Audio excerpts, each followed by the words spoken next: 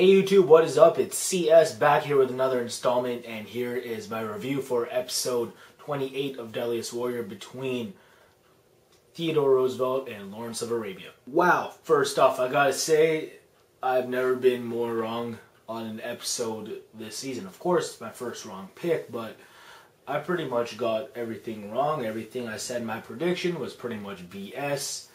But still, thanks for the continued support as always. Wow, what can I say?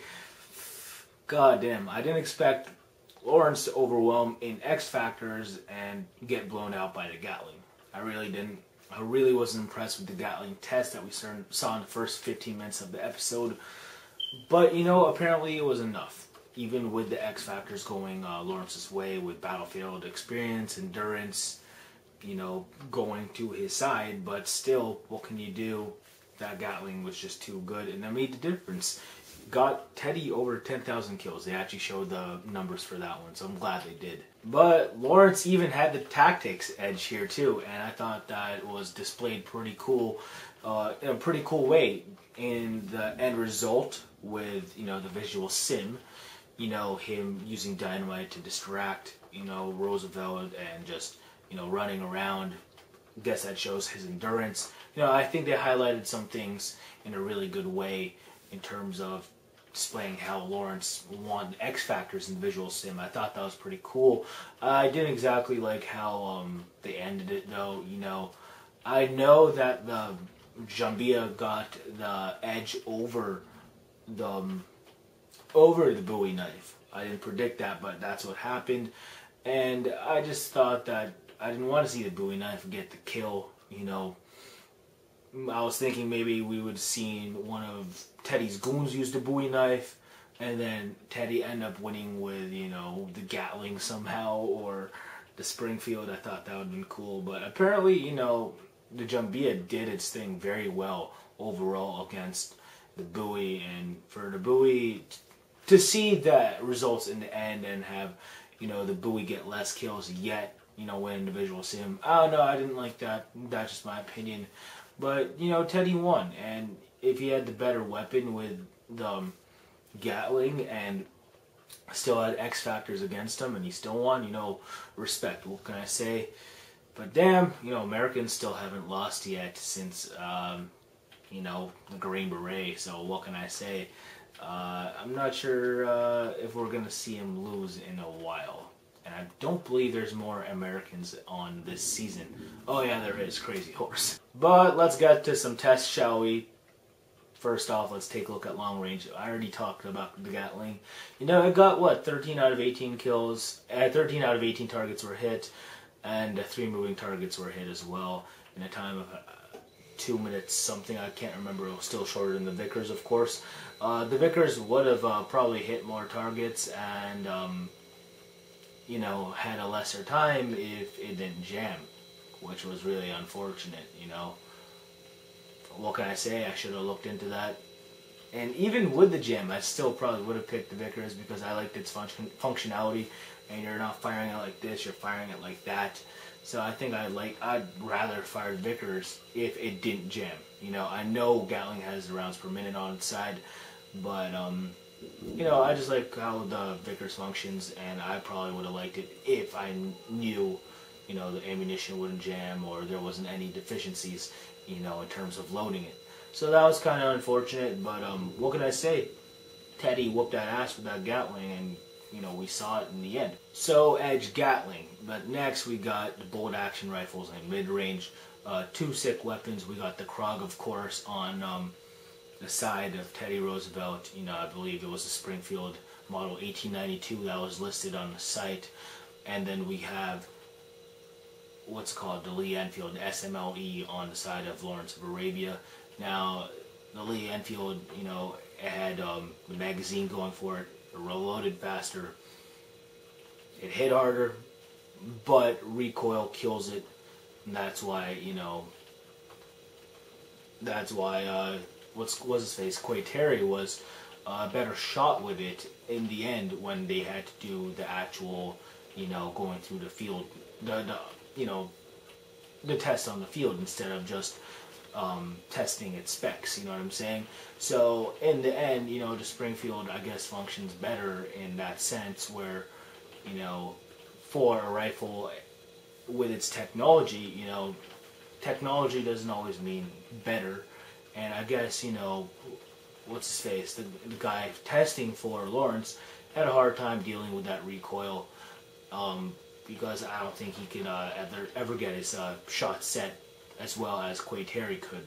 So, what can I say? You know, Springfield got the test in the end for that, but in the end results, you know, the SMLE just performed better, you know, better specs, I guess, got it. You know, plus the tactics, plus the battlefield experience, endurance. It makes sense that it got a decent, overwhelming advantage in the end over the Springfield. I thought it was going to be like 52-48 somehow for Lawrence due to the fact that they had the X factors on their side. But, you know, who knows how this test would look like if it was just straight up, you know, no X factors, the old Deadliest Warrior format. So if you want to give me a prediction on what would have happened if it was the old school format for this test, let me know. But Edge went to the SMLE. Well, the Edge didn't go to the SMLE, but, you know, it ended up getting more kills. But next up, we have the short-range weapons between the Jambia of Lawrence of Arabia and the Bowie knife of Teddy Roosevelt. Teddy Roosevelt's Bowie knife, damn, that thing can stab. Nasty-looking blade. Then we have the Jambia dagger of Lawrence of Arabia. It can slash, it can stab. Bigger blade. What can I say? Intimidation on its side, I guess. Part of the reason why they gave it to that, but I didn't exactly like that reasoning. You know, I'd give it to Jambia in that test due to the fact that it could stab and slash, you know what I'm saying? It stabs as well as the Bowie knife does, yeah, it can slash, you know, if you need to do that. So, you know, due to the fact it has options, that's the only reason I'd give it to test. Plus, I kind of like that bigger blade, so yeah, I'd give it to the Jambia, Edge Jambia, and that's what it got, although I predicted Bowie.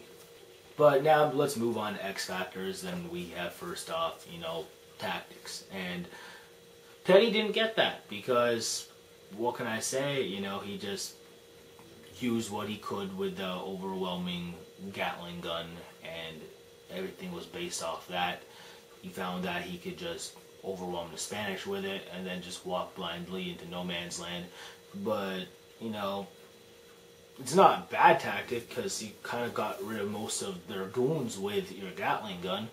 But, you know, I think tactics, you gotta go with the more, you know, cerebral of the two in terms of their best battle. And if you have the Battle of Aqaba with Lawrence of Arabia, you know, with his use of deception, it went to him. Makes sense. Now we also have battlefield experience. It was scored a 76 for Lawrence over, you know, Roosevelt with a 67. That makes sense. Roosevelt really was only known for this battle, and, you know, he had an office job with the Navy before then. So, you know, for him to only get a 67 makes sense. Lawrence, you know, spent how long in the desert fighting the Ottomans? It makes sense why he gets higher with the 76. Calm under fire, you know, Roosevelt, clearly his goons could take a shot, so 86 over Lawrence's 81 makes sense. It's not like Lawrence, you know, shit the bed on that. He still got an 81. Yeah, I guess, you know, the American was, you know, he wasn't scared. I'm not saying Lawrence was either, but, you know, I think Teddy was more confident under fire. Endurance, you know, you gotta give that to Lawrence. The guy can run miles and shit. He got an 88 over Roosevelt's 71. It's not like Roosevelt was in terrible shape or anything. He did have asthma, but he could do it. But he definitely did what he was able to. And still got a 71. So, yeah, endurance was all day, every day going to Lawrence. You know, the terrain sucked. He was able to survive in it, yet run 5 miles in it. So, no, makes sense why Lawrence got there. You know, I think that they should have actually featured the X factor of physicality with endurance. You know, endurance going to Lawrence, of course, and physicality going to physicality going to Roosevelt. And I think that if they did that, I think I would have been a lot more cooler with the Bowie knife getting the kill in the end. Individual sim, I thought that would have made sense. I was almost positive they were doing physicality along with endurance, but they didn't. Other X factors they could have looked at were leadership. I thought that was going to be looked at, but you know, they're pretty much equal there. So in my opinion, so that's why I guess they didn't take a look at that as an X factor. But tell me, what do you think they would have looked at in X factors? What did you think they would have looked at? So yeah, in the end, you know, Lawrence basically wrecked Teddy.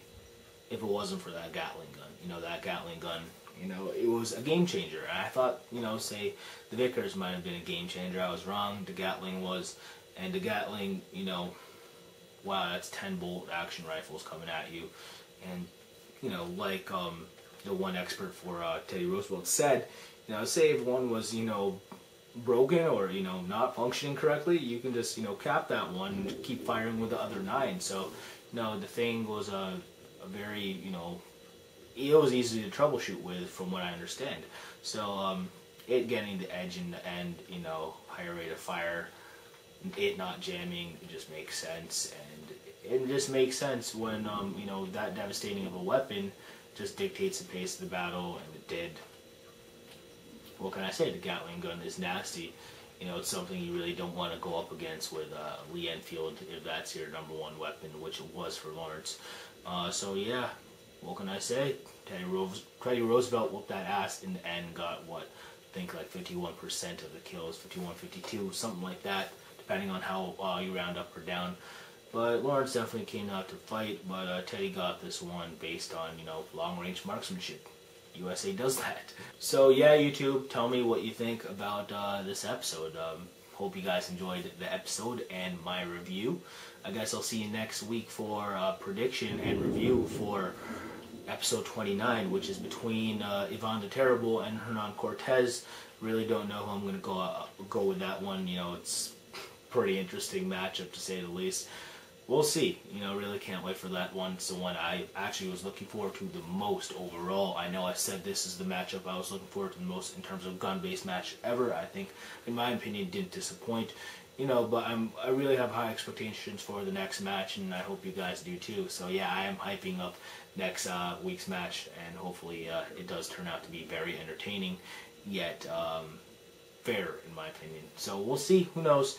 And yeah, I guess I'll get back to you then. So peace out, YouTube. If you do have Facebook, Tumblr, Twitter, you know, follow me there. And then yeah, please subscribe. Tell me, you know, what you think about the episode in the comment section below. Please thumbs up if you do agree with the episode with Teddy winning. Thumbs down if you disagree and thought Lawrence should have won. Yeah, I guess that about does it. So thank you so much, and yeah, I guess I'll see you next week. Take care.